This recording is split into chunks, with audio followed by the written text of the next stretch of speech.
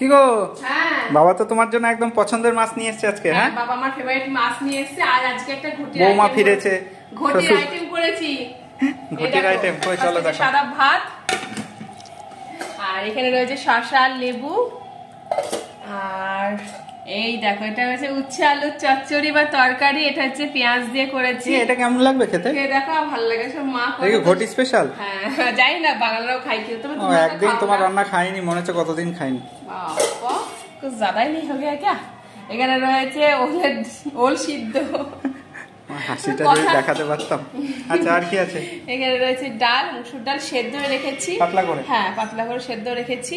আর এই দেখো আমার ফেভারিট মাছ, পমফ্রেট মাছের ঝাল। দারুণ হয়েছে, ভালো হয়েছে একদম জমাটি। আর কি আছে? আর এখানে রয়েছে বেলে মাছের ঝোল। এটা মা এই বাবা খাবে স্পেশালি। এটা রয়েছে ঝিঙে আর পটল দিয়ে। মানে বাবা যে ঝিঙে পটল কি ভালোবাসে তোমাদের কি বলবো। চলো এই হচ্ছে আজকের মেনু। ওকে টাটা।